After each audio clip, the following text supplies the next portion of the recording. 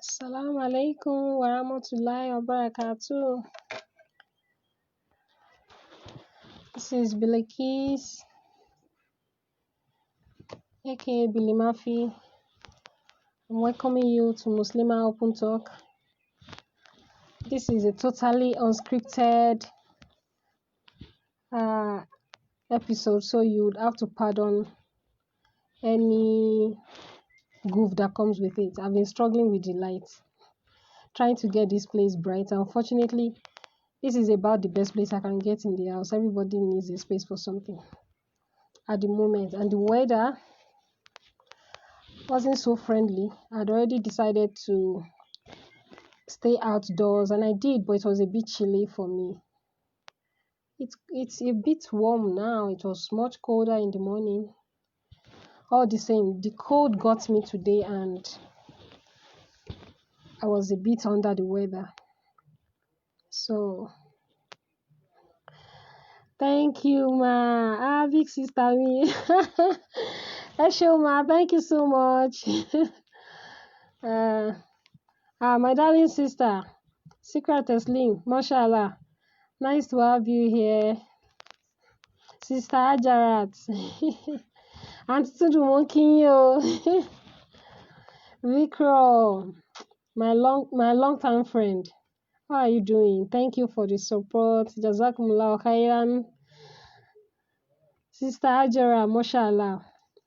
Wa alaikum salam wa rahmatullahi wa barakatuh. I welcome you to the live broadcast. Jazakumullah khairan. I would like to show my appreciation and thank everyone who has followed the channel, liked the channel so far. And please, I'm appealing. The same channel, I have it on YouTube. Same title, Muslimah Open Talk. If you type it in, it will pop up. Kindly like this page and subscribe if you haven't. May Allah reward you with goodness. Jazakumullah khairan, everyone. I totally appreciate. I'm most grateful. So, inshallah, subsequently in the show, I'll be interchanging to Yoruba. So don't be surprised if that comes up. Inshallah. I would like us to have even conversations in our mother tongue as well as in English, whichever way it goes. Inshallah, bi kudratillah. So, MOT, Muslimah Open Talk. It came about as a last resort to have a vlog. They call it vlog, like you would say blog. And the reason can be said to be personal as well as for religious purposes, if I may say. I mean, I was just thinking of what I could do to also lend my voice as a Muslimah. And I realized that because I've been doing so much writing, which is available to anybody, I decided that, okay, I miss my sisters, my friends back home. It's been so many years since I've last seen most of my friends with whom I grew up with. And I decided that, okay, usually we have, a lot of groups on WhatsApp, but it's not interactive enough. It's a bit limiting for people who wouldn't want to stay online for so long. And I felt that the conversations we have as Muslims is usually restricted to our circle of Muslim sisters. And I always thought that, we should have a platform where if we gather together, we can share ideas, whatever capacity we hold. By the way, I've made a different video with similar discourse now on YouTube. Unfortunately, it was a live broadcast and it didn't go well. So which is the reason I'm doing this again. Otherwise, I would have just posted the link on this page. So if you go to the page, you'll find the topic there. I've talked about how and why I chose Muslimah Open Talk and on this platform. So inshallah, I hope that over time I'll bring in more sisters to have a chat with them so they could share their own knowledge, their daily struggle, their triumphs, their trials, their stories, and how they are showing up as a Muslimah every day. I believe that we can mutually benefit from each other, and sometimes, because even when you have WhatsApp groups and you invite somebody to come and give a talk, the time is usually limited because that's not the sole purpose of the group. That would just be one of the things that happens on the group. So I just realized that all these platforms are a bit limiting, and then we don't have to wait until it's Ramadan or until it's Eid al-Adha before we get to see our fellow Muslims, so they could share their own journeys and we could learn from it. So all these are the religious angle of the reason for Muslimah Open Talk, for MOT. The personal interest also has always been there for me long back. I always felt like I needed to do something in the media besides writing. I've had a few ideas in the past that never took off, and I didn't give up on it because I felt that there's time for everything. When the time is right, I wouldn't have to struggle to just follow the path that I'm foreseeing. So the Muslimah Open Talk is something I'm very passionate about, and I pray that by the grace of Allah, my fellow sisters are able to join me, come on board, and I would also like suggestions, opinions from anybody who is watching now and who will be watching later, of the people you feel are representing us out there and they are doing so well at what they do. Alhamdulillah, now we don't have an excuse of saying that you need to go somewhere. Sometimes transportation and distance can be hindrances to us meeting and benefiting from each other. But alhamdulillah, for technology, this is going to be a virtual interaction. So I'm hoping that inshallah over time we can get more sisters to come on board. I've reached out to a few. I inshallah would reach out to more sisters to share their stories as professionals in whatever capacity they occupy, inshallah, biqudratillah. Now, so my name is Blakis, like I said initially. My maiden name is Nafe, and I schooled in Lagos. I had 3 levels of education in Lagos. I grew up in Lagos. My primary school and secondary school and my post-secondary, which is teachers training college, was in Lagos. So, but I'm not a typical Lagosian, if I may say that. I'm not a typical Lagosian in the sense that if you asked me, I think Lagos is too hectic. Maybe it's a part of Lagos I grew up in. I wouldn't know, but Lagos is hectic. And last time I checked, 3 years ago while I was home, almost 3 years, because it was in December, it was still hectic. It was even now more congested than I left it. So I don't know. I really don't know if I'll fit in back into this system. I'm not sure I'll be able to cope. So that's about it. I have many hobbies. Alhamdulillah, for the privilege to be educated. I have different hobbies. I'm a stay-home mom, and by the will of Allah, I'm still studying. I'm doing a postgraduate honors degree in gender studies. I am married, obviously. Fagbemi is my married name. Alhamdulillah, I have children, 2 teenagers, and little one. So I basically like to interact with people. Unfortunately, I've not had that privilege since being homebound long before Corona came, because I'm a distant student. So open distant learning is what I'm doing. So I'm studying from home. Alhamdulillah, that's very tough, by the way. That's very tough. It requires a lot of discipline, if you know what I mean. Anybody studying with Nigerian Open University now would understand what I'm saying. And having had the experience of attending a teachers training college, I have a basis for comparison. So I know that. Thank you. Thank you, Professor. Dr. Legend Asolimi, thank you. Yeah, about time, right? About time. About time. Yeah, about time. I skipped the part where I should have told you that my first degree was in communication science with the University of South Africa, UNISA.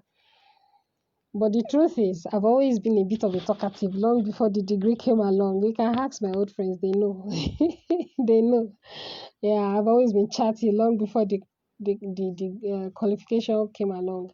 So, and Yoruba people will say taba joba ajeba, if you know what I mean. If I can't get myself a job in the media industry, I may as well just create something for myself, which is what I'm doing now. So, so I'm not far from my qualification. I'm not far from it. I don't know what the future holds. Perhaps maybe someday when things go back to normal, perhaps I'll end up with a studio doing something bigger.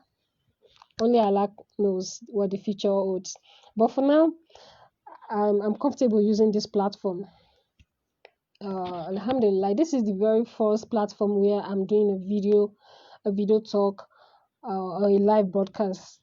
My profiles, if you check, I'm mostly writing, which is why people have cornered me as a writer. But if you ask my secondary school mates, they will tell you that I was actually more vocal than the way people see me now, that I write more than I talk. Anyway, Allah is the planner of our affairs and is the best of planners. We plan, but He is the best of planners. So in the meantime, I'm hoping that inshallah we can admonish each other. I posted something this morning about brotherhood in Islam, even though we're talking about sisterhood, it's applicable. And that is something that is very, very close to my heart. I'm very passionate about sisterhood, our relationships, and interactions, how we support each other, which was why last week when I interviewed my guest, Sister Islamia Ayabakanejo, I asked her if she got the support of sisters in a program and an initiative, the foundation which she's running. And this is somebody that I can vouch for. Alhamdulillah, I know this is someone that spends from her own pocket, even without getting donations from anybody. She's magnanimous in her gestures like that. Alhamdulillah, may Allah continue to replenish her purse. And may Allah bless all our sisters and brothers who are doing sadaqah fi sabilillah. May Allah continue to enrich them and bless them with good sustenance. So, I had to ask because I realized that sometimes when we know people and we know what they do, we might not necessarily pay attention to what they are doing if it requires our support. And I'm flashing back to the discourse of last week, because sometimes we look at sadaqah only from our own perspective as Muslims, that maybe if you are not helping somebody who is a Muslim, yeah, you shouldn't do it at all, which is wrong. Islam preaches peaceful coexistence with everybody, irrespective of tribe, race, color, anything, whatever distinction you can think of. So if you are in any community where you find that there's a shortcoming and this is a gap that you can fill, you shouldn't wait to be asked. You do your bit, even if it's something as little as looking for the young people in that environment to mentor. I realized that most of the problems we are having with adolescents these days can also be likened to lack of mentorship or proper guidance. Things are a bit difficult now because parents have to go out to work and get money to fend for the family. Before you realize it, families are not spending time together anymore. So, and if you want to address any societal ill, it begins from the smallest unit. The very first unit is the family. That is where it starts from. So, as a Muslim, we need to be conscious of that. Whatever your capacity, everything doesn't revolve around money. It may just be, admonition, just a guidance that you give to somebody. Allah will reward you for it because you have done good. It's like, like you pick a stone or a broken bottle from the ground where somebody could trip over the stone or someone could step on a broken bottle. Every little deed in Islam, it's rewarded. No deed goes unrewarded. Allah will reward you for it. It will be recorded in your book of good deeds. So whatever good you do, you get the reward for it from Allah Ta'ala. So we should see beyond our circle when you want to do good. May Allah make it easy for us and provide us with good sustenance. And so many things that I could delve into, but like I said, this is just like an introductory episode today, inshallah. Subsequently, when we bring guests, they will talk about their professions, they will talk about their product. If they are stay-home moms, they talk about their challenges.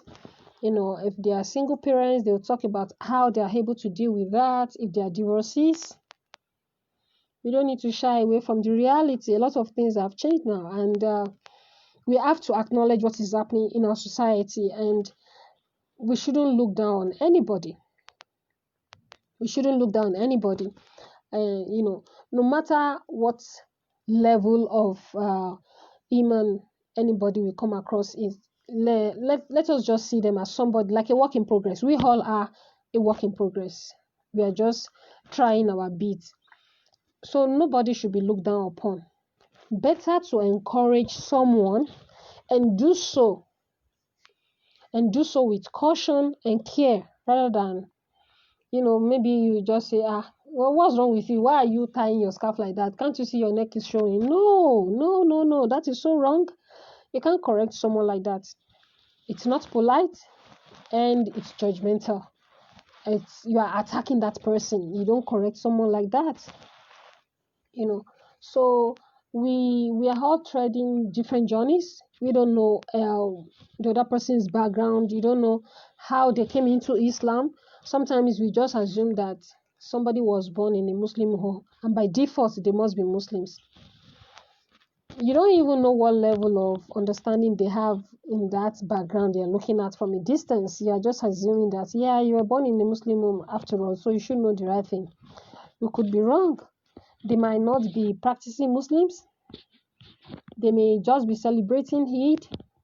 They may just fast, maybe during Ramadan, and maybe they are just Jumat Muslims, those who only go to Friday Salat, and that will be all. And so different dynamics happens with everybody's journey and the family backgrounds and everything. So we really need to tread with caution and be considerate of other people. As much as we would love even our closest relations to just jump right in and start doing so many things, everybody will definitely be growing at their own pace. We really need to take note of that. Everybody grows at their own pace. And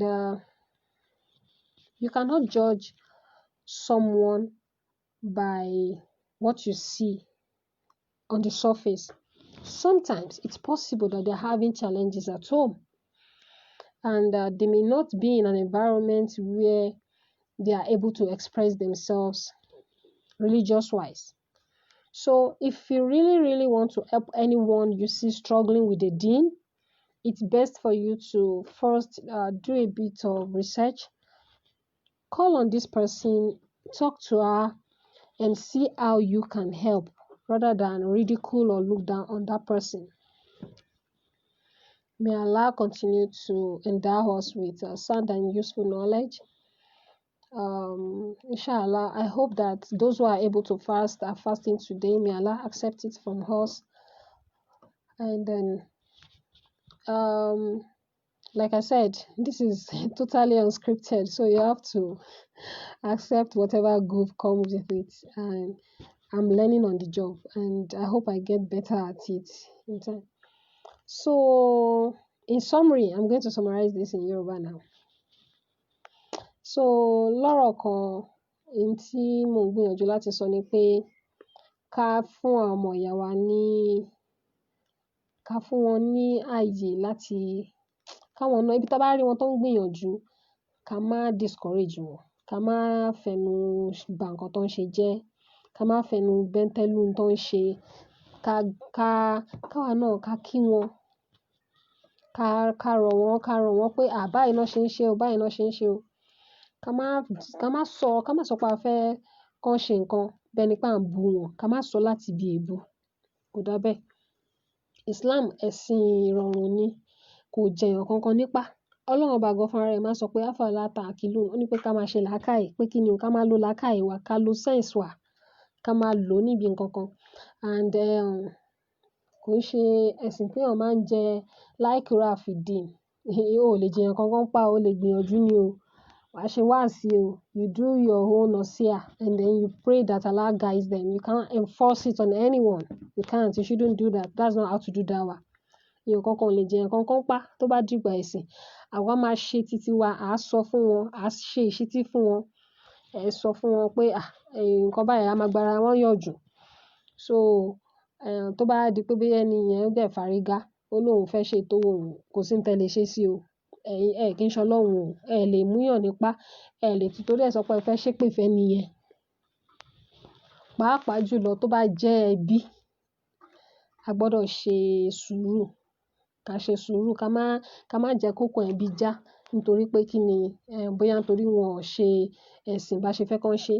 Èmi alára tẹbí tí mò ń sọ̀rọ̀ yìí, àárín àwọn ẹbí tó jẹ́ onígbàgbọ́ ni mo dàgbà sí. A ní Catholic, a ní Christ Apostolic Church members lọ́dọ̀ wa àti Sẹ̀lẹ́, ilé tí mo dàgbà sí. Kó tó di pé mo lọ sí college, òun nìyẹn àwọn ẹbí ní apá bàbá mi. So, ẹ mọ̀, a gbọdọ̀ ní ìfaradà láti bára wa gbé pẹ̀lú àwọn èèyàn. Àwùjọ tá bá wà, tá bá ti ríra wa, nǹkan kí nǹkan táwa náà bá lè ṣe ń bẹ̀ láti dá sí ìgbésí ayé ìrọ̀rùn. Bóyá níbi ká gbàyàn níyànjú ni o, àwọn ọ̀dọ́, tá bá rí àwọn ọ̀dọ́, tá bá jẹ́ ẹni tó ti dàgbà tí Ọlọ́run ti gbà fún, bóyá a ti ń ṣiṣẹ́ ni o, a ti kúrò ní college, a ti kúrò ní university. Tá bá rí àwọn ọmọdé, tá rí pé wọ́n fẹ́ ṣìnà, ká pè wọ́n ṣàkíyèsí, ká máa ṣe ìṣítí fún wọn. Àwa náà ti ń ṣe titi wa nìyẹn. Kò dẹ̀ sí iṣẹ́ tó kéré jù tọ́lọ́run kì í fún èèyàn ní ládá ẹ̀. Mùsùlùmí ò gbọdọ̀ máa ronú pé nítorí pé sádàkọ̀, ànábì ní pé ká ṣe dáadáa sí àwọn ọmọ ìyá wa. Kò sọ pé ọmọ ìyá wa nìkan o. Agbègbè téèyàn bá wà tó bá ti ríra ẹ̀, nǹkan kí nǹkan tó bá rí ń bẹ̀. Rasulullah sallallahu alaihi wasallam ní tá bá rí ohun tí ò dá, ká ṣe kí ni? Àkọ́kọ́, ká fi ọwọ́ wa, ká fi mú nǹkan yẹn ká fi tún ṣe. Ẹ̀kejì ńkọ́, ká fi ẹnu wa ká fi tún ṣe. Ẹlẹ́ẹ̀kẹta, wọ́n lóhùn ló wá lẹ jù nínú ìgbàgbọ́ pé ká ṣe kí ni o? Ká fi ọkàn wa ká fi kọ nǹkan yẹn. So before it gets to that point, there are 3 ways to correct heals something wrong wherever you find yourself. Rasulullah said we should use our hand to correct it, followed by the mouth. From your utterances, you correct it. And then lastly, you condemn it from your heart, by using your heart, and which is the weakest of human. I can liken this to maybe in terms of politics now. If you have bad leaders, when the time comes to vote, you have the power in your hands to vote them out. You use your voting right to vote them out. If they got in by crooked or whatever means, and they're not supposed to be there, use your voice to condemn their wrong deeds, their wrong acts.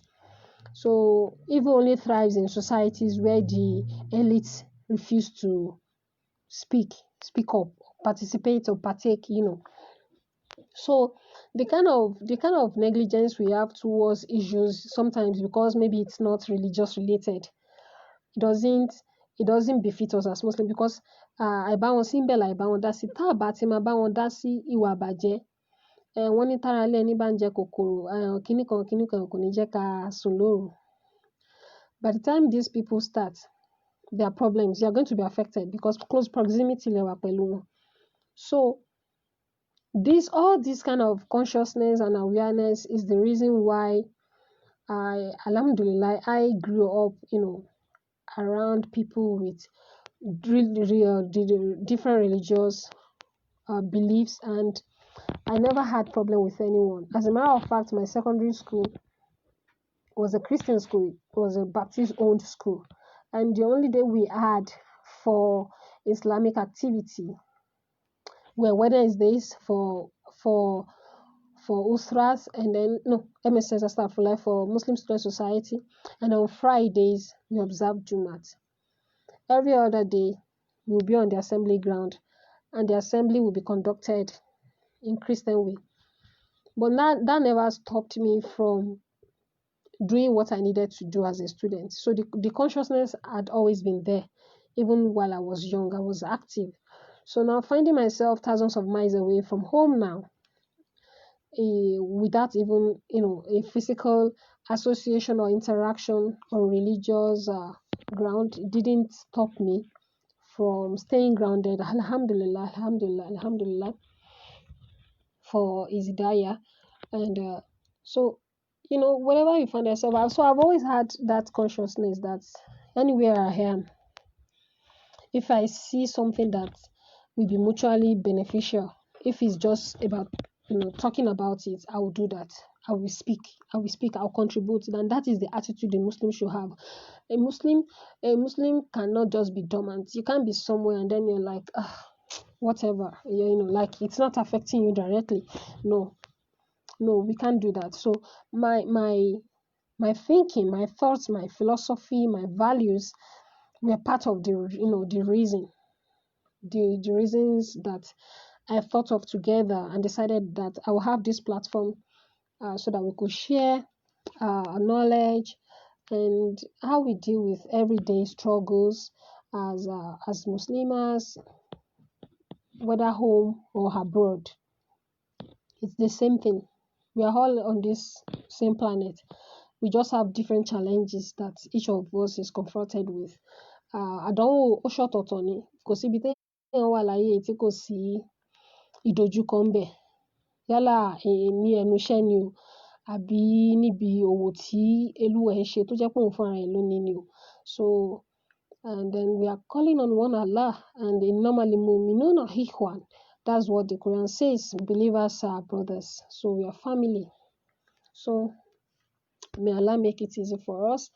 And before I round up this episode, I would like to implore us to, over time, check some things. Check the people you interact with.